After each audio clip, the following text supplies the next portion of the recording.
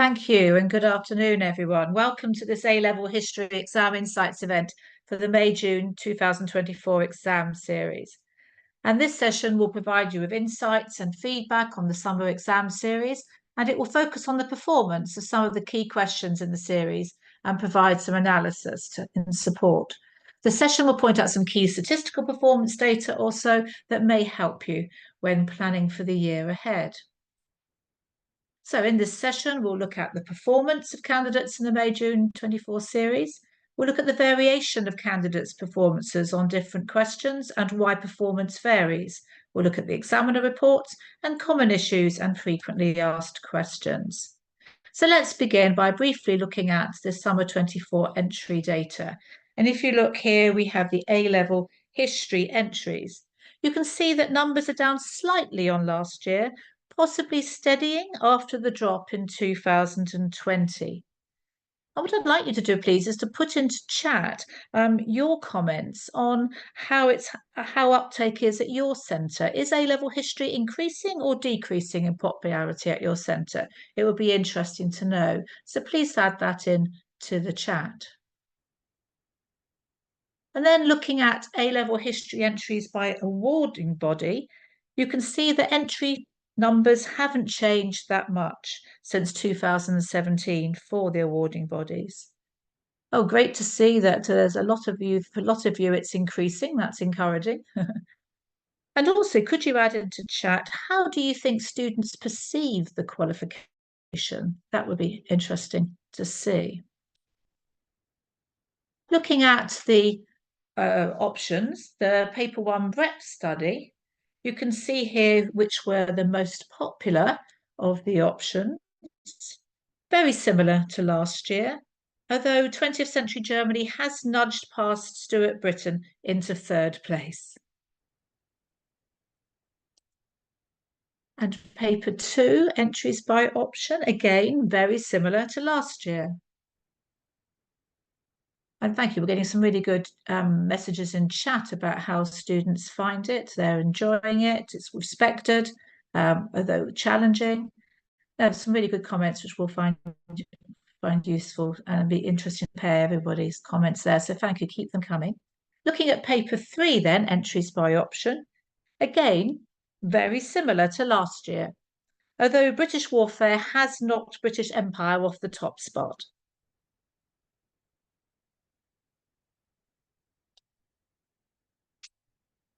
Looking generally then at changes in routes and options since 2017, there's been little movement really between those routes and options. The percentage changes, apart from routine, they are small. So all of these are statistics you'll be able to study later. Let's now move on to grade boundaries and statistics. And you can find the grade boundaries on our website. Here's a reminder of that link. You can see there you've got both subject level grade boundaries and also the notional boundaries for all AS and A-level papers that can help you mark and grade the mocks. And then the grade statistics.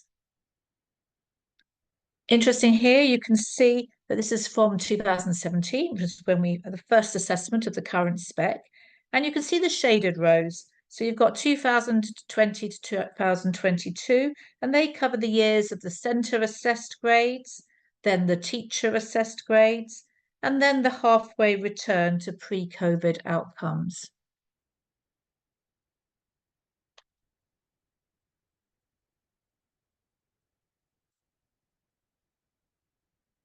And a reminder about the Results Plus, the free results analysis tool. And if you have not made use of it, I do encourage you to do so. It's there for you and to help you. If you want to get it, then use the Edexcel online account that you have to log in and ask your exams officer to grant you the Results Plus if you don't already have it.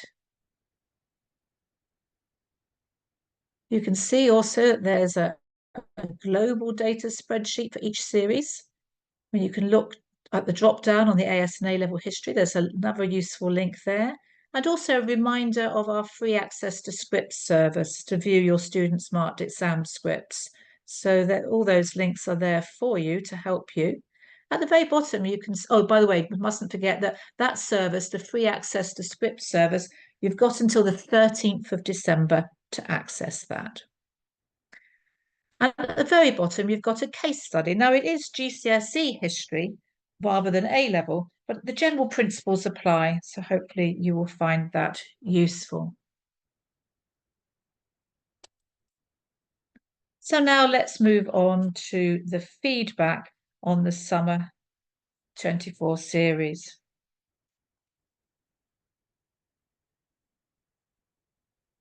And to start us off, let's just remind ourselves about the 3 assessment objectives. These assessment objectives, you can find further guidance in the Getting Started pages that you have. And you can see here assessments 1, 2, and 3, and you will if you have a look at this slide, you can see how they are applied across the different papers. And this is for the external assessment because coursework's not included in this feedback section. So there's the structure of the exams elements of the course, papers 1 to 3.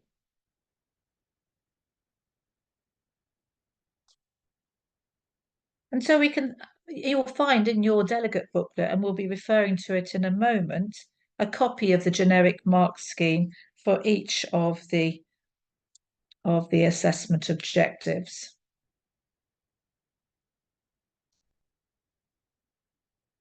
So let us begin then with assessment objective 1.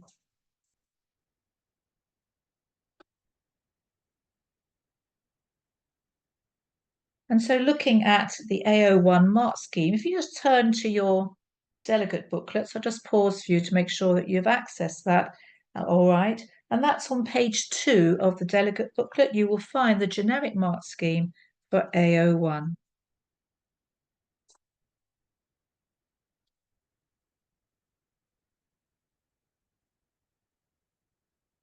Just give you a moment to make sure that you have that in front of you.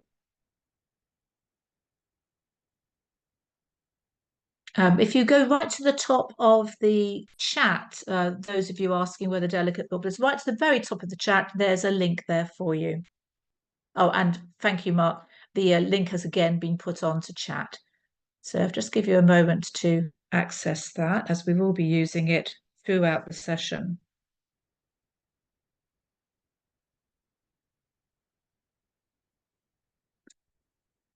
So as we look at this generic mark scheme, a reminder then of the 4 strands, the 4 bullet points that are there. And as you go through the strands, you'll be able to see progression as the answer moves upwards through the levels.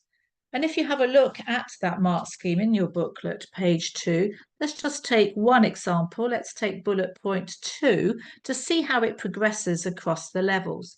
So in level 1, there may be some accurate and relevant knowledge, but it lacks range and depth, and it doesn't directly answer the question. Whereas level 2, mostly accurate, rather than just some accurate, which we had in level 1, mostly accurate and relevant knowledge, and it lacks range or depth, and it only has implicit links to the demands and focus of the question. Moving up to level 3, mostly accurate and relevant knowledge, and this is demonstrating some understanding of the demands and focus of the question, although material may still lack range or depth. Progressing to level 4, there's now sufficient knowledge deployed to demonstrate understanding of the demands and focus of the question, and it meets most of its demands. And then finally, you progress to level 5, where there's sufficient knowledge to deploy understanding of the demands and focus and to respond fully to its demands. It will be useful for teachers and candidates alike to take each of the bullet points and to move through the mark scheme under progression. Paul, in answer to your question, yes, there will be a copy of the PowerPoint available, but at the very end of this session. So let's now look at feedback about responses that did well.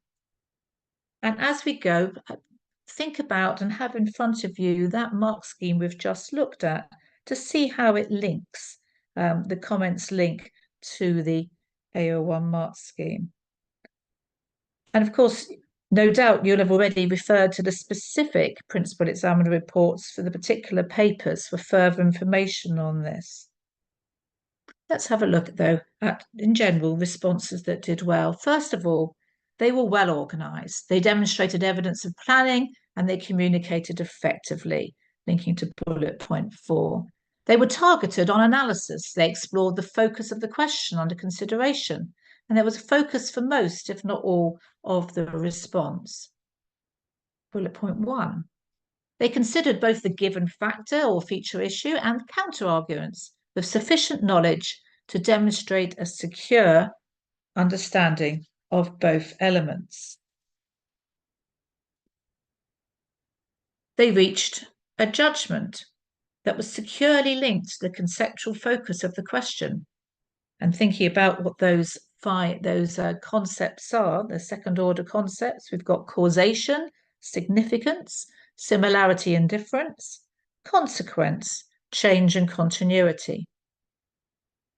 And in responses that did well, this linking to the second order concepts was likely to be demonstrated throughout the answer and not just in the conclusion. So here we're talking about bullet points 2 and 3, aren't we? And then established criteria that explained and justified the judgment that had just been reached. In other words, why was X the most important reason? Why was Y less significant than Z? Bullet point 3. And we'll be looking at criteria in a moment, a bit more detail. And then it dealt securely with the entire chronology of the breadth questions, not merely bookending the dates. So you can link that to bullet point 3 and 2, can't you? So responses that did well. Let's have a look now at responses that did less well.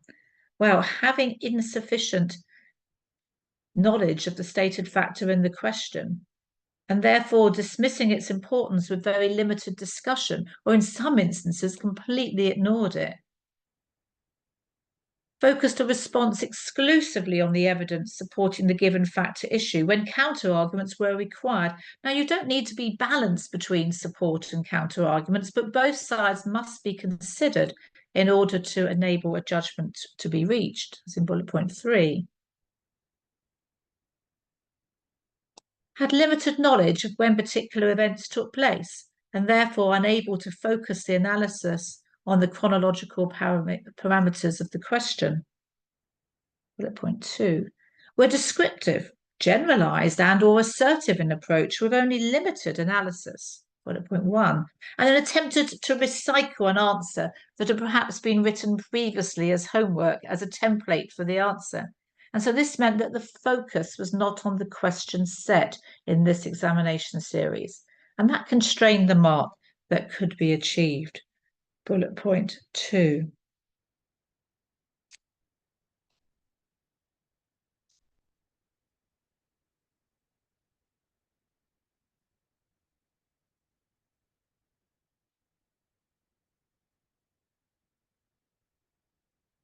As I said, we would mention criteria again, which was in bullet point 3.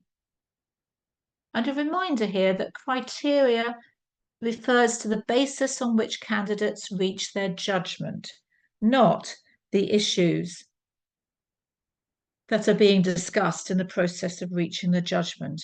And there is still some confusion here with some students.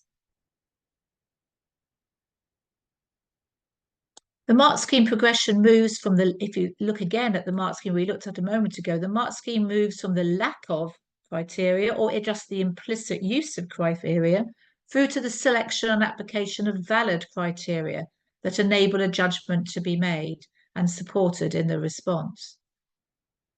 I mean, candidates are not rewarded for using the wording of the mark scheme in their responses, but for applying the principles that these represent.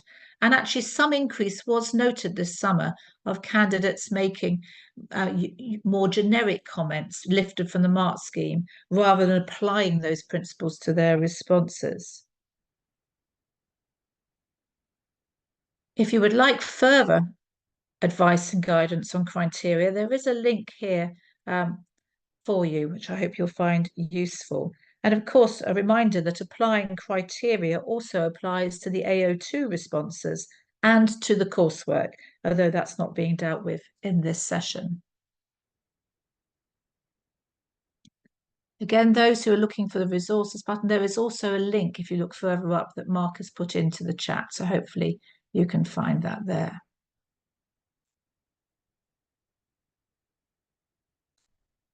And now a point about breadth questions, which are set on both papers 1 and 3. The advice that's specifically offered in the principal examiner reports of paper 3 make the demands of fully and most clear. And this is the advice in this summer's report. You can also find it in the introduction to the principal examiner report online. Because on paper 3, breadth questions will always be set to cover a chronological range of a minimum of 100 years. And breadth is considered as part of the assessment in bullet point 2 of the mark scheme. As I said, to achieve level 5, candidates must meet the demands of the question fully.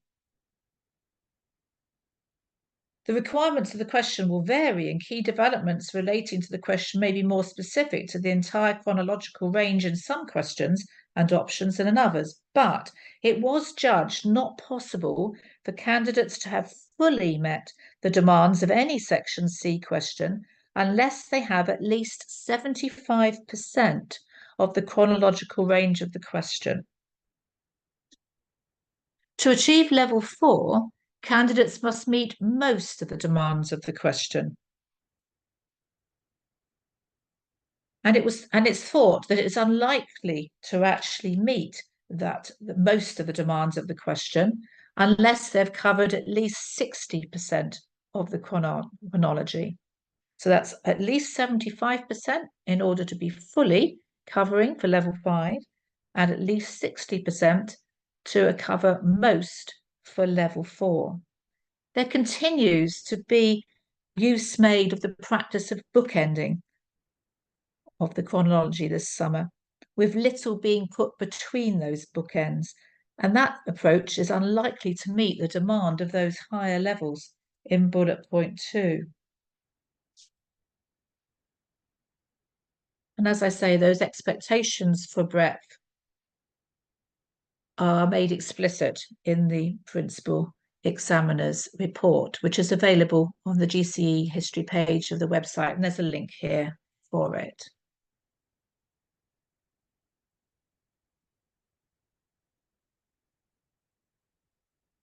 Just having a look, there is a question here.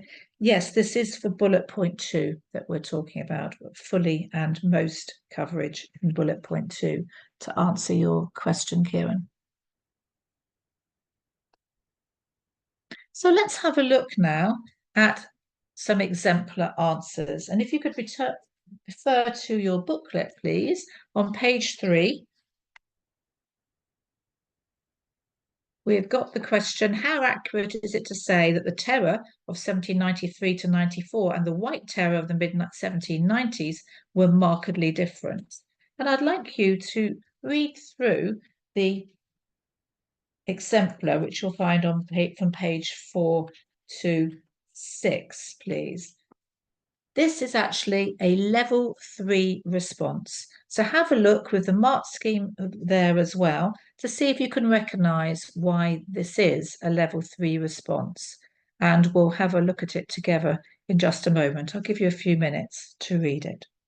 So that's the level 3 response, which starts on page 4 of your booklet.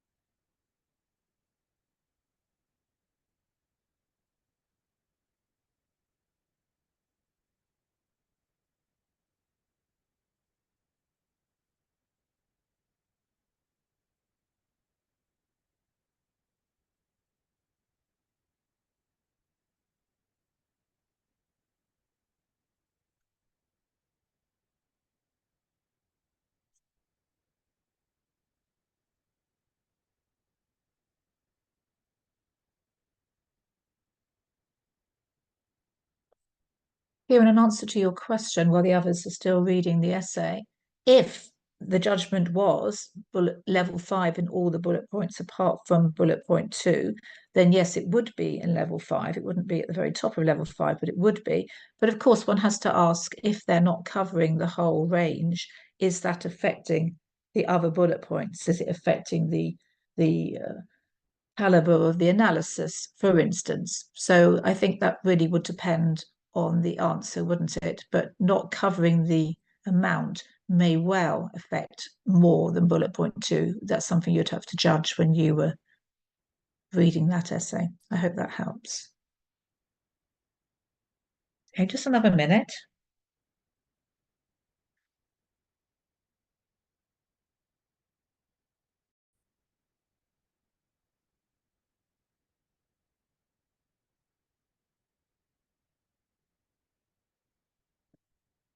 All right. Well, this particular response, this level 3 response, does demonstrate, I think, the importance for candidates to think about the second order concept that is being assessed that we mentioned earlier. This question requires a focus on the extent of difference, which requires some consideration of potential similarities. So let's go through the bullet points. Bullet point 1. It is evident that there is some analysis of and an attempt to explain links between the key features of the period. As I said, it's helpful to have the mark scheme that was in your booklet alongside for you to see how this is a secure level 3. The response largely agrees with the phrase markedly different, even where identifying a similarity. And there is repetition of the phrase somewhat accurate throughout. I think you can see as you go through the different pages of the exemplar, without any real development or explanation. So it's a secure level 3 for bullet point 1. Now, in bullet point 2, there is a limited range of accurate and relevant knowledge offered, and it does demonstrate some understanding. For instance, if you look at the very first page of that response, that's page 4 of your booklet, that second paragraph, you can see there is some understanding here. There is some discussion of the role played by the Jacobins in the Terror on that first page of the response. So again, level 3. Bullet point 3. It's clear that it's attempting to establish criteria for judgment by the constant reiteration of the judgment. But throughout the response, there is never more than weak substantiation for this. And if you go to the conclusion, you can see that there is weak substantiation in those remarks in the conclusion. So again, level 3 for bullet point 3. Then bullet point 4. The answer clearly shows some organisation, but overall, it clearly lacks logic and precision. So it does meet the demands of level 3 in each of the bullet points. It's secure in level 3 in each of the bullet points, and therefore it's awarded 12 marks, which is the top of level 3. Now, if we move on to the second example in your book, which is on page 7, the question is, the representation of the People's Act of 1832 brought about the most significant change in parliamentary representation in the years 1815 to 1928. How far do you agree with this statement? So here we have a paper 3 question, section C, so AO1 again. This time we haven't got time to read all of it. Please read it in detail yourself afterwards, but just have a quick skim through. And again, I will talk you through it. I'll just give you a couple of minutes to skim through. Oh, hello, Jane. If no matters, you're here now, but do just scroll up the chat and you'll find a link to the booklet. All right.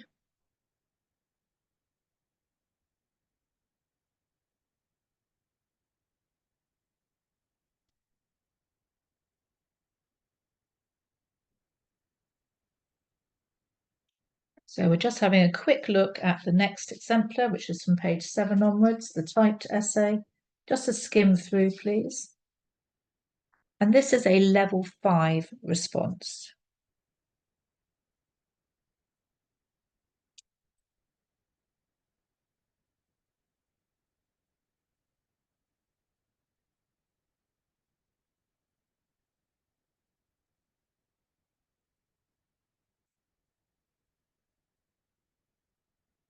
Oh, Jane, if you have a look, you'll see that Antoinette has kindly just put the link in again for you for the booklet. Thank you.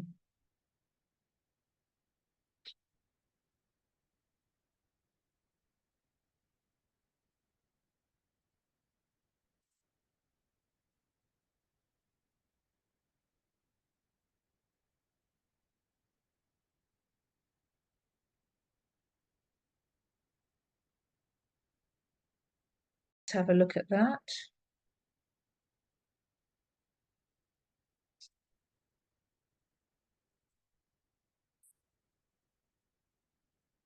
All right, so this was a level 5 response, and it's been included here to show how a section C response on paper 3, so a breadth question, can be approached. And this is actually level 5 in every bullet point. And so it does score 20 out of 20. Again, have a look at that level 5 descriptors on the mark scheme you have to see how it does work out as level 5 throughout. So very quickly then, bullet point 1, key issues are thoroughly explored by an analysis and it is sustained throughout the answer.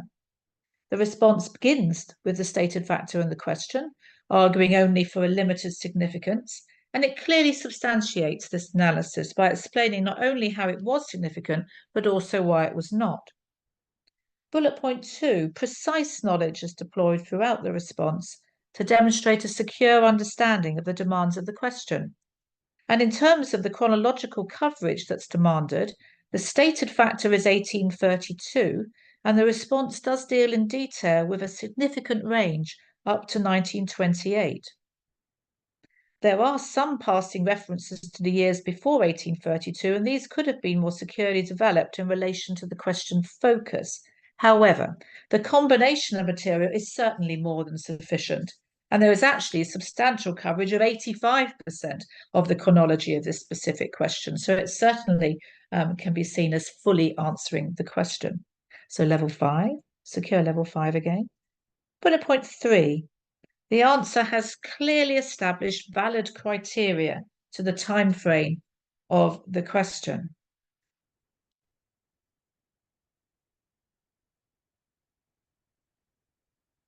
If you just have a quick look at that, you will see how that is the case. The time frame of the passage of legislation is covered here, and it deals with the relative significance of the stated factor against other factors that have been identified as more significant. For level 5 again. And then bullet point 4, it's clearly well organised and argued with clarity and precision. So secure level 5 in each of the bullet points means that it does get 20 out of 20. So let's now move to AO2, which are in papers 2 and 3. And if you have a look in your booklets again, just after the essay you've been looking at, you will find the AO2 mark scheme, which is on page 13 of the booklet, page 13 of the booklet. So when we're looking at this AO2 mark scheme, a reminder that paper 2 comprises 2 sources that are used together for a single inquiry, whereas paper 3 comprises 1 longer source that's used for 2 inquiries.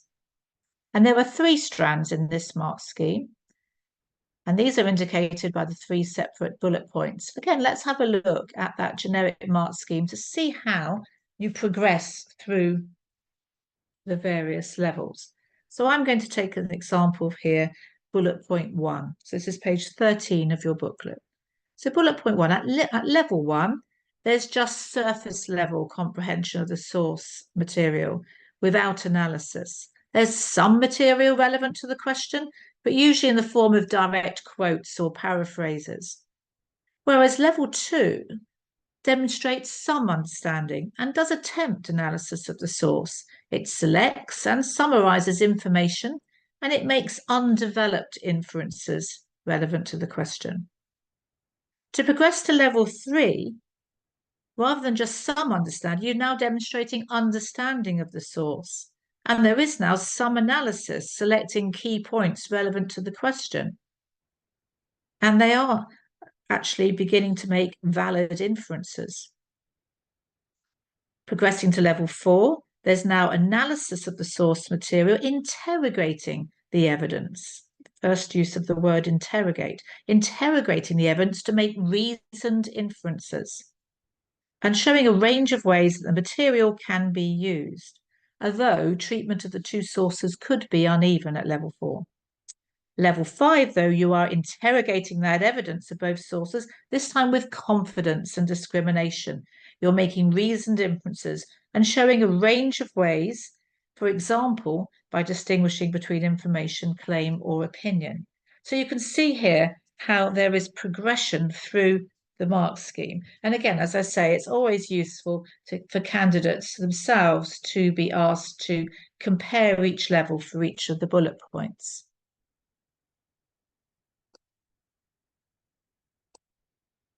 So, responses that did well. And again, I hope you can see how it links to the mark scheme that we've just been looking at. And no doubt you'd have already referred to the specific principal examiner reports in the papers that you've been doing for further information on this. But here is the generic one, comments. And there will be an opportunity for us to look at a level 5 response shortly, so you can see how it conforms to at least some of these qualities. So responses that did well, first of all, able to draw out reasoned inferences from both sources if it's paper 2, or for both inquiries if it's paper 3. And they were well developed and supported from the sources and were clearly linked to the focus of the inquiry. So that's linking us to bullet point 1, isn't it?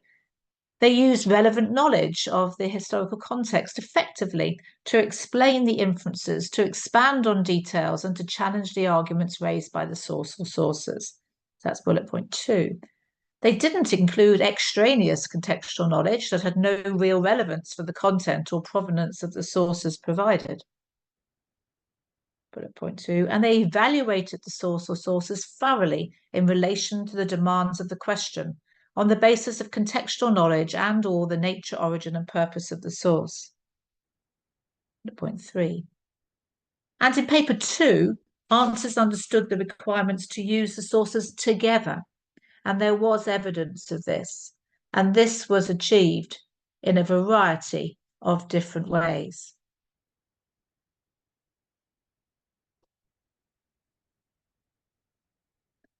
And responses that did less well. Well, they had a limited focus on the precise terms of the question, and such responses often discuss what could be learned from the source about a variety of issues that were not actually linked to the precise terms of the question. Bullet point 1. And they either paraphrased sections of the content or asserted, often using the phrasing of the mark scheme, the existence of inferences without developing or support from the sources. They spent a significant part of the answer describing contextual knowledge that addressed the question but was not clearly linked to the source. Point 2. And they had a limited grasp on the chronology of the question and therefore used contextual knowledge from beyond the question's time frame in ways that were not relevant. Point 2. And then they evaluated the source or sources in stereotypical ways without directly applying this to what was actually in the specific source or sources provided in the examination. Bullet point 3. And they commented on what was missing from the sources or the source when it could not reasonably be expected to provide that information. So hopefully that's helpful to think about what students were doing well and not so well. Let's now have a look at an AO2 exemplar. And the first answer is from section A of paper 2, Luther and German Reformation, which is a level 3 response. Just briefly skim through that, please. We'll look at the second one in more detail. If you could just skim through that, so that we have the mark scheme that we've just looked at available. If you just look at the two sources, I will first on pages 14 and 15.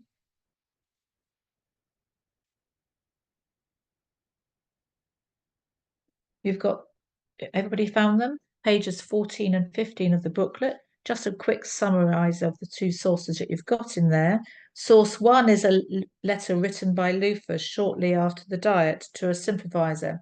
It tells how he's been kidnapped, that he is fearful of the repression of Lutheranism due to the Edict of Worms, and he's starting to translate the New Testament into German.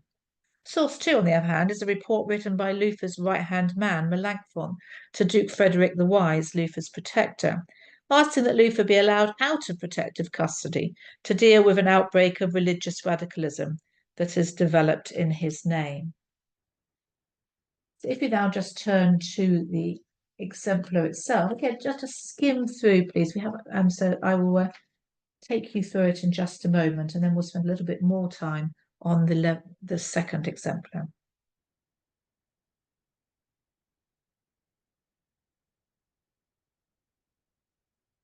So just a couple of minutes to have a look through that.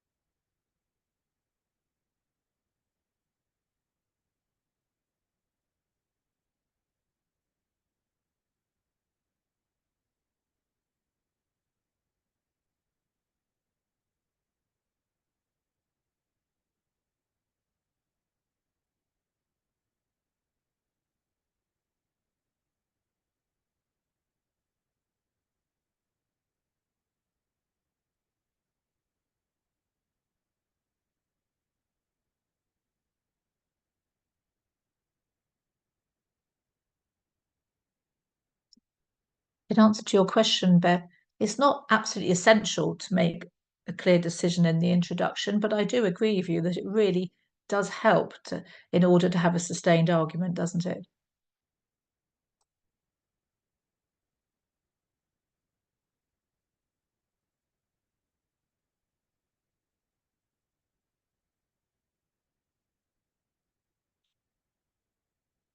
All right, let's look briefly then at this Luther question. And again, we'll take each bullet point in turn. So bullet point 1, the response does draw inferences from both sources. Not always precisely, though, or accurately. There is valid supported inference at the bottom of page 1. If you have a look at that, which is page 16, you can see it says, from this it can be inferred. Can you see it there at the bottom of page 16? It can be inferred that Charles V, ... So there is a valid supported inference at the bottom of page 1 with regard to Charles's actions after the Diet of Worms and his attempts to eradicate Lutheranism. And this pattern continues onto page 2 with a consideration of source 2.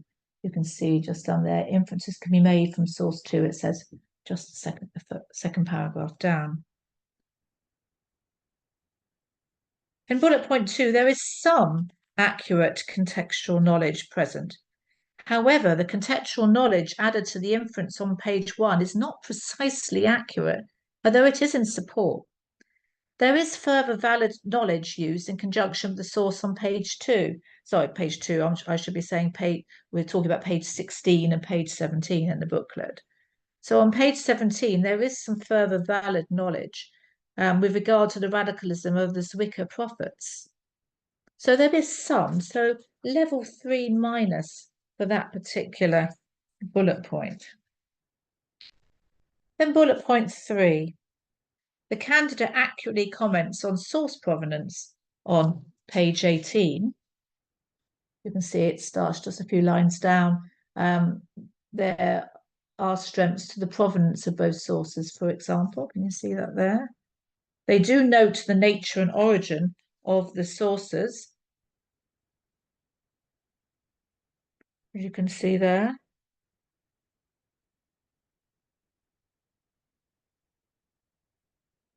But it's a little generic. The letter must be honest. But on the final page, they are trying to come to a judgment, noting some relevant considerations. But there is only limited justification in the conclusion. If you look on page 19, it's a tempting judgment. It says overall, both sources can be used with a somewhat significant degree of certainty as ... But there's only limited justification. And so that's level 3. So overall, this scores level 3 for all bullet points, but the comments for bullet point 2 do indicate, don't they, that it's weaker in that bullet point. So the response in the end is bullet point 1, level 3, bullet point 2, level 3 minus, bullet point 3, level 3. So overall, that is 11 marks. Now turn, please, to the next one, which is a level 5 response, which we'll go through a little bit more, give you a bit more time to have a look at it. Let's just have a look at the source here. This is a paper 3 option. So you've got one source, remember, and 2 inquiries. And if you look at the question, it's on page 20 of the booklet. Assess the value of the source for revealing 1, the role of the media during the miners' strike, 84 to 85, and 2, the attitude of the media towards Arthur Scargill. So there's your 2 inquiries. And if we have just I'll do a quick summary of the 2 sources for you. This is page 20 and page 21 of the delegate booklet. So the first source is by Nicholas Jones, who is the BBC's industrial and political correspondent in the 1980s. He says that Scargill was a naturally skilled communicator, both on the media and at the miners' rallies. However, most newspapers sided with Mrs. Thatcher. Scargill enlivened his meetings, attacked journalists, and was praised by supporters and opponents alike for his communication skills. Scargill had his own Channel 4 news report, and he took full advantage by reporting from a hospital bed where he had arrived, possibly feigning injury, during the Battle of Orgreave, and he was praised by TV news professionals. So I'll give you a few minutes now to have a look through this response. I say it is level 5, so that's starting on page 22. So I'll give you a few minutes to read that before we go through it together.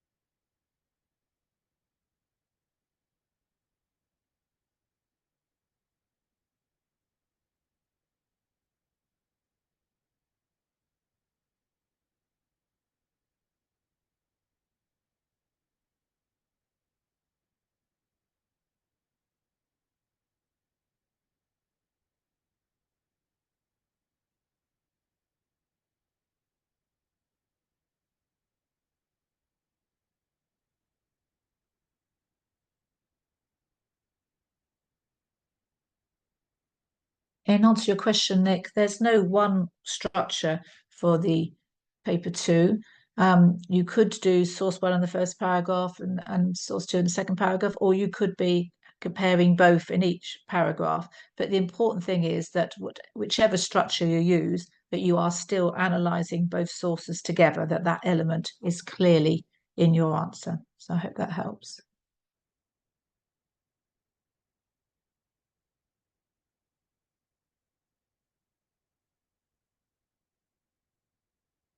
Sorry to hear you're having problems, Kieran, and hopefully then you'll be able to access all of this later.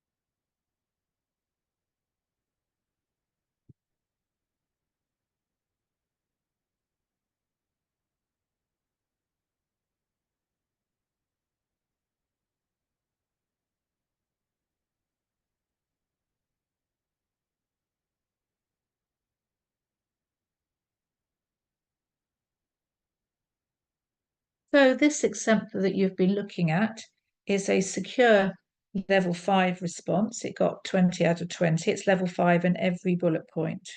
So again, have a look, have the mark scheme next to you so you can see how this is being achieved. But I'm also worth pointing out that whilst it is possible to see the bullet points operating in this response, it does something that is often seen in work in the top levels, namely that the bullet points are integrated rather than being treated discretely. So let's have a look. So we'll briefly outline the individual bullet points first. So bullet point 1, there is interrogation of the evidence through reasoned inferences, and they do distinguish between information and claim, and both inquiries are equally well handled. Bullet point 2, it deploys historical context, and it's clearly aware of the values and concerns of Britain in the mid-1980s. And bullet point 3, it does distinguish the degree of certainty with which aspects of the evidence can be used in comparison, for example, with the Sun newspaper, while weighing the accuracy of the evidence. But as I say, this answer uses the bullet points in combination. So I suggest that you have a look now a bit more carefully at the section on attitudes of the media, which is in the second and third pages of the response, because this approach for the first inquiry is replicated in the second inquiry. So if you have a look, that's on page 23, inquiry 1, it starts, source 2 is most valuable for researching the attitude of the media. If you have a closer look at that, because then, as I say, at the bottom of page 24, it then talks about the second one. It's quite similar. So let's just have a look at that. So on those pages, so starting from page 23, bullet points 1 and 2 are linked by a series of reasoned inferences which are illuminated by contextual knowledge that shows what can be gained from the source, confirming its relevance and accuracy. And so by doing this, the response is also evaluating weight and clearly understands the value and concerns of the society. Now, at the end of the response, the candidate does take a more conventional way of achieving evaluation. It's not particularly strong if you've got to that part, the very end of that essay, but it's important to realise that the candidate's already evaluated, haven't they, by a discussion of what weight the evidence will bear using contextual knowledge. So that's there earlier and throughout the essay. So the fact that it's not particularly strong there will not affect the fact that it has secure level 5 in all bullet points.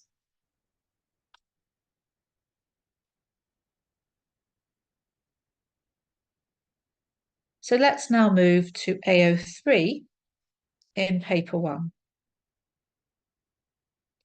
And again, let's look at the mark scheme, which you'll find on page 27 of the booklet. And in AO3, there are 3 strands. And again, going through the bullet points, we can see the progression. So this time, let's just have a look together at the 3rd bullet point and see how it progresses through the levels. So for level 1, judgment is assertive, and there's little or no supporting evidence. Level 2, a judgment is given, but with limited support. It's related to the extracts, but related to the extracts overall rather than specific issues. But progressing to level 3, now a judgment is given and related to some key points of view in the extract, and discussion is attempted, although with limited substantiation. Level 4, however, discusses the evidence provided in the extracts and reaches supported overall judgment. And the discussion of points of view in the extract does show an understanding that the issues are matters of interpretation. And then finally, progressing up to level 5, now we have a sustained and evaluative argument, reaching fully substantiated judgments on the views given in both extracts, and also demonstrating an understanding of the nature of historical debate. And as I say, again, it's useful to go through all the levels for each of the bullet points in order to see that progression. So, responses that did well. Again, have the mark scheme available so you can recognise how that equals the sort of top parts of the mark scheme.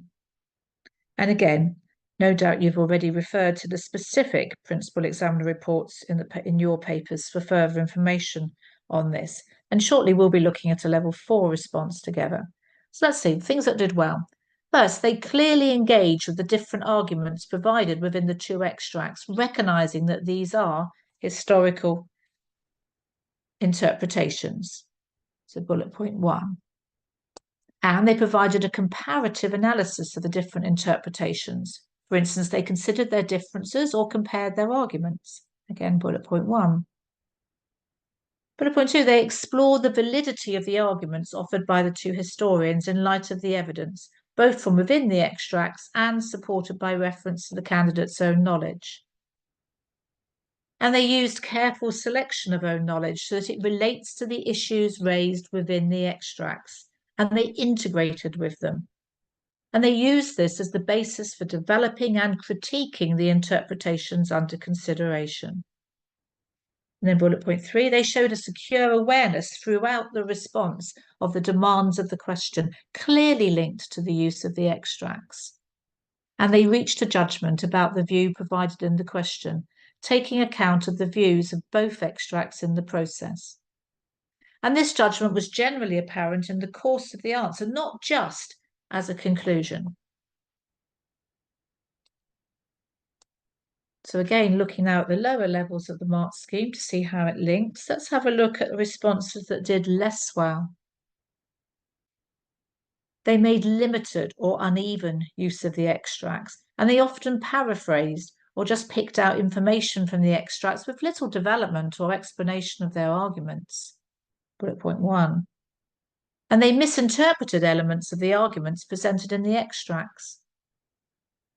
And they did not engage in any comparison of the issues of the key points of interpretation. But what do they had a lack of focus on the precise terms of the question, often shifting its focus to the broader topic. They presented own knowledge in standalone sections rather than integrating it with the interpretations of the sources, or they lacked sufficient own knowledge that was linked to the arguments in the extracts. Bullet point 3, they treated the extracts as if they were sources, and they applied AO2 skills rather than AO3 skills, evaluating the reliability through provenance, which is not required. And they provided a very limited conclusion or merely summed up the view in the 2 extracts.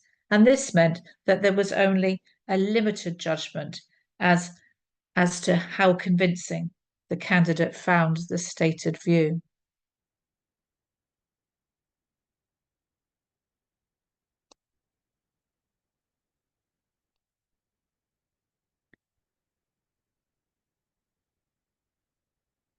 So now let's look at an AO3 response. And this is a section C of paper 1. And so you'll find it on page 28 of the booklet.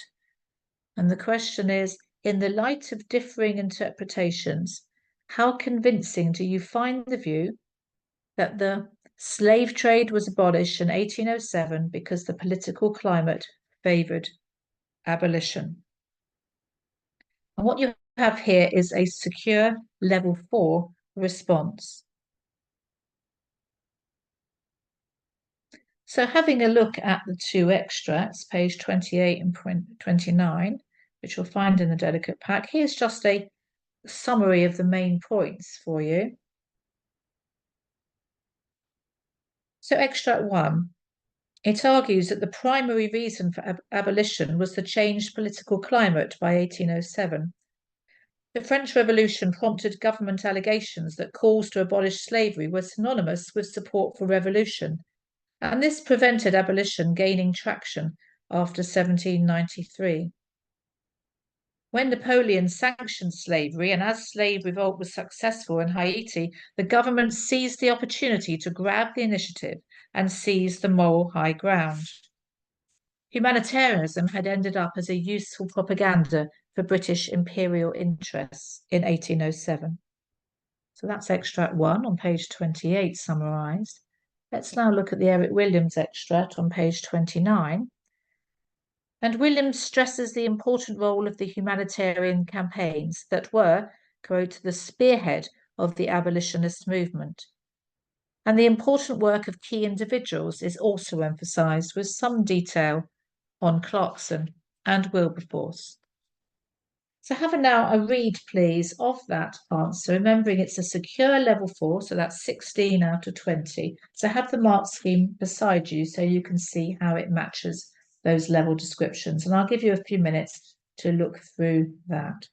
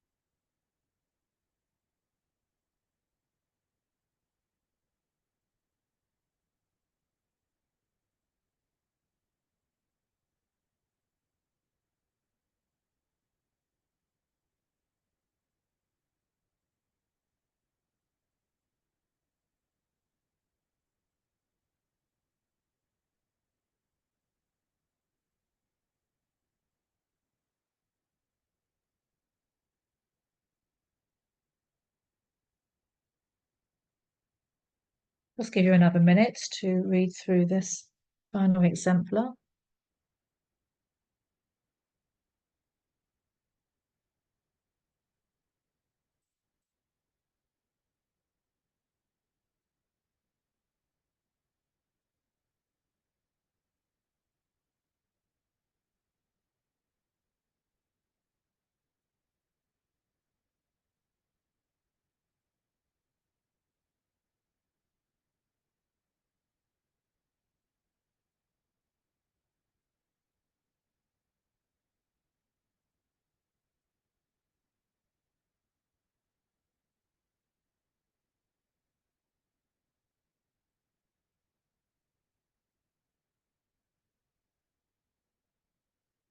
And William, in answer to your question, is there a requirement to talk about the author's tone or use of language?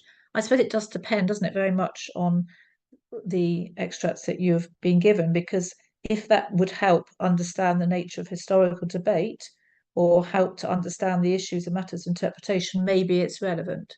I think it very much does depend on the extracts that you've been given, if that helps. All right, let's now look through this together. So again, we'll go through the bullet points and have the mark scheme by you. So bullet point 1, the response shows a clear understanding of the extracts as different interpretations, and the issues of interpretation are explained and developed. Bullet point 2, the response does engage with the interpretations by developing them through evidence and own knowledge, and there is some discussion. The treatment of extract 1 is actually better than the treatment of extract 2. If you have a look on page 30, you can see that where it talks about extract 1, that is better treatment. And so you can see that does actually fulfill the descriptions for level 4, which talks about most aspects are covered, but it can lack depth. Bullet point 2 says most of the relevant aspects of the debate will be discussed, although treatment of some aspects may lack depth. And that's what we can see here in that page, or bottom of page 30. And if you want to find some examples of the response using own knowledge to develop the views, look at page 31. You can see about 4 lines down, it's talking about the 1806 Act to demonstrate the changing political climate. So it's using own knowledge there to develop the views, isn't it? If you also look at the bottom of page 31, top of page 32, you can see where you've got the qualification to extract 1, because it's discussing the humanitarian and abolitionist campaign around the boycott of sugar, and also refers, if you look, it's about 4 or 5 lines up from the bottom of page 31. Also, the testimony of Alado Equiano is there on those 2 pages. So that's another example of using own knowledge to develop the views. Bullet point 3, there is some discussion in the course of the answer, but it's not extensive. And so it's not really getting to level 5. And then if you get to the very end of the essay, on the bottom of page 33 to 34 of the booklet, you can see that, yes, the conclusion is thoughtfully targeted at the question. And so it is sufficient for a secure level 4. So that was a level 4 answer.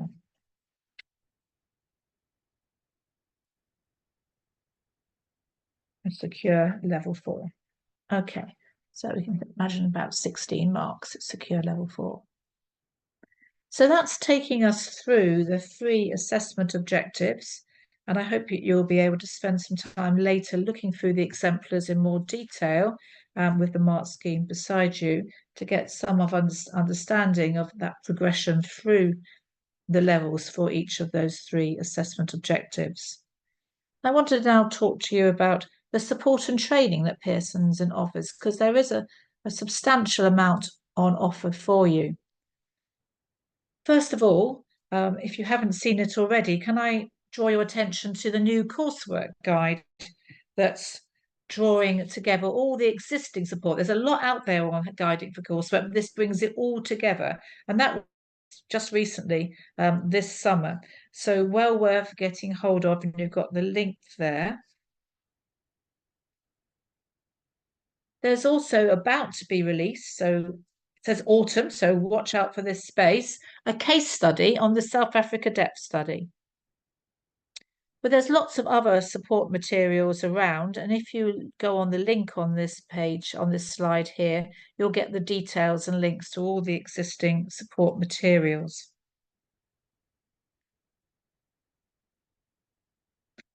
There's also training available. There is and if you haven't seen it, there is a new recorded version of the coursework marking training, modules 1 to 3.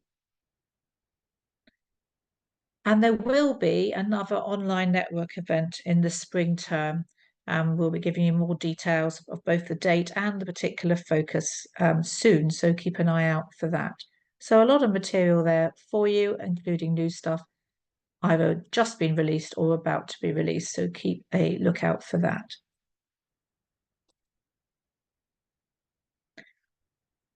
Also, just want to draw your attention to the curriculum and assessment review that's happening. I don't know if you've read about that recently, because the new Labour government has commissioned an independent review chaired by Professor Becky Francis into curriculum and assessment. And the review will cover key stages 1 to 5, and it will focus on the key challenges to attainment for young people, especially those who are economically disadvantaged or with special education needs or disabilities. And there's a link here for you to read about that announcement. And also there is another link on this slide, which gives you the review's aims, its terms of reference, and its working principles. And there will be an interim report due early 2025 with a final review with recommendations in autumn 2025.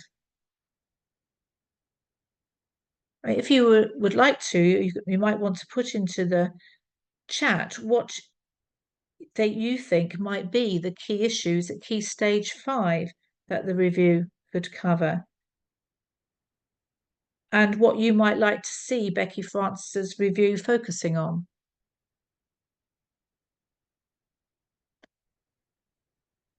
And that leads me to the final part of our time together, which is to invite some comments from you, again into the chat box, because there are two areas that would be really interesting to hear your views.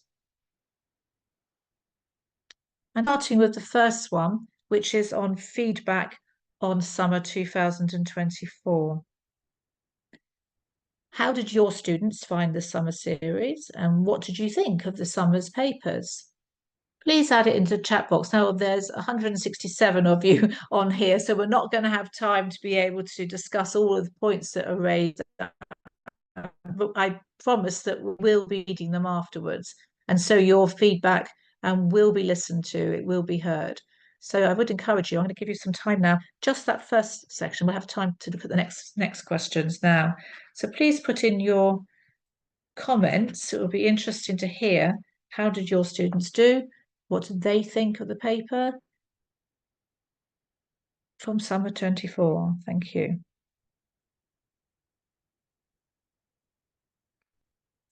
Thank you. I've seen the comments coming in, so that's great. I'll give you some time now to add your comments before we move on to some more support that's on offer.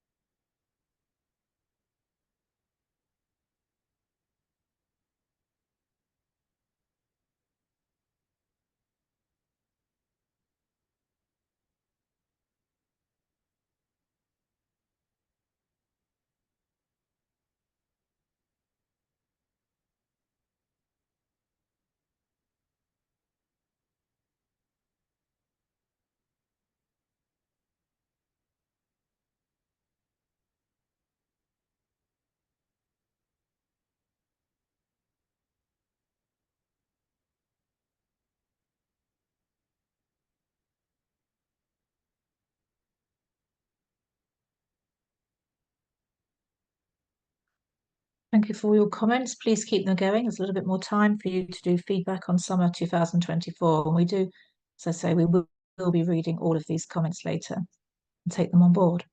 And this will give us some ideas of possible trainings ahead.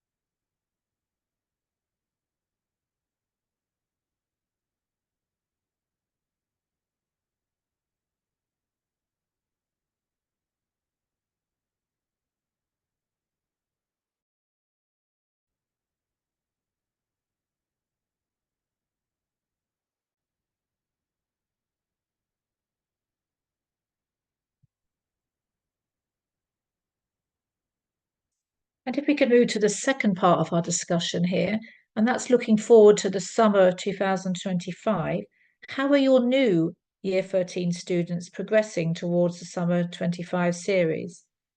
And have you learnt any new aspects to teaching A-level history over the last couple of years that you're continuing with, or any new revision strategies? And this will be useful to everybody to look at the comments coming in on chat, and it will also be interesting for us to see how things are going with your new students. So that's looking forward to summer 25. Thank you for the comments on the feedback. Some really useful things there and give us some ideas for training. But now let's look forward to the summer 25. So comments, please. How are your new students progressing? And anything to share about any new aspects to teaching A-level history that you're now continuing with? And any new revision strategies. I can see there's a number of people here who are new to Edexcel, so I'm sure they would find that useful if you would like to share any strategies that have worked well with you. And then finally, any which I'm already seeing here coming on the chat, and it's really helpful, any additional support or training that you would like us to provide. Thank you.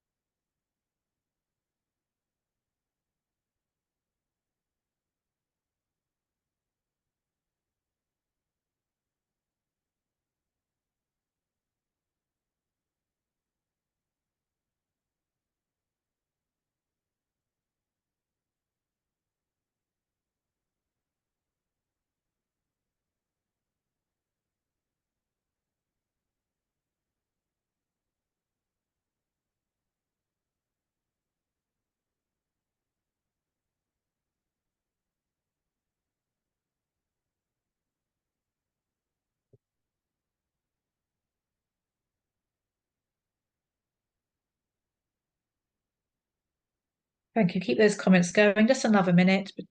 Any additional support or training you'd like us to provide? Thank you for those comments we've already received. Some really good ideas being mentioned.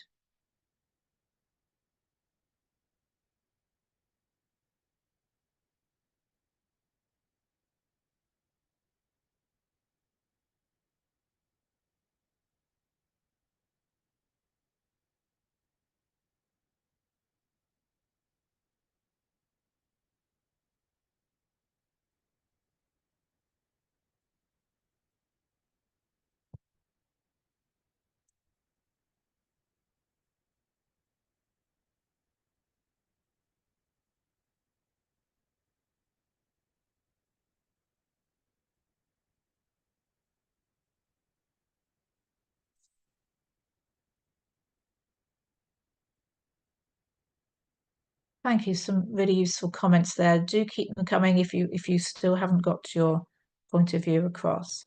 But let's just have a look at what we've been doing, a quick summary of this session. So we have looked at the performance of candidates in the May-June 24 series.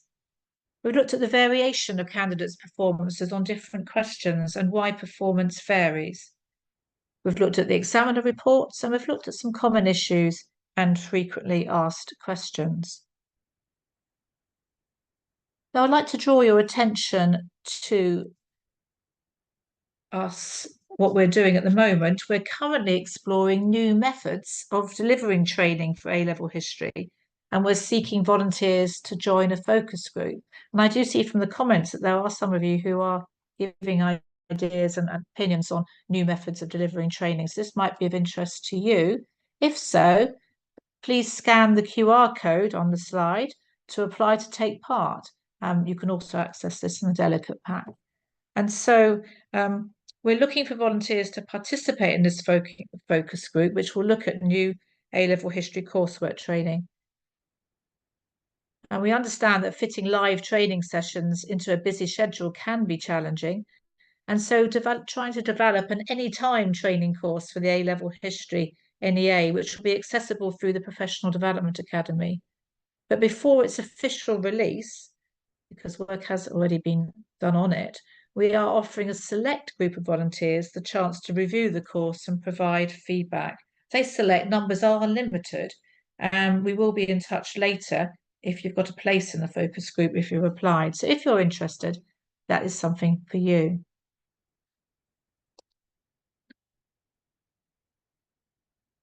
Also, just wanted to remind you that there is excellent subject advisor support. If you haven't already, do sign up to Mark Batty's History Subject Advisor updates.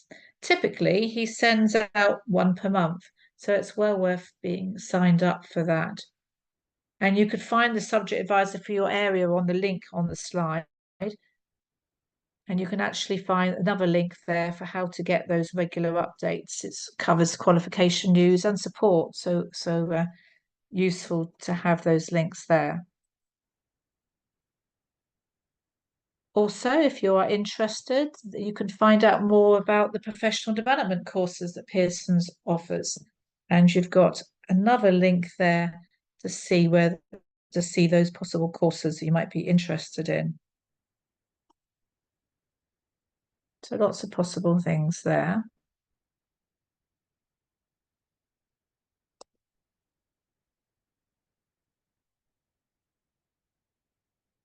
And as I hope you can see from the various questions that we've been asking you, your feedback really does matter. And following this event, you will receive an invitation to share your thoughts about the session. It is invaluable to us. It does help us to tailor the professional development materials to better meet your needs. So please don't hesitate to let us know what you'd like to see more of and what areas you think could be improved. And so thank you for your time, and I wish you well and for the next exam series, and I hope that this has been of use to you.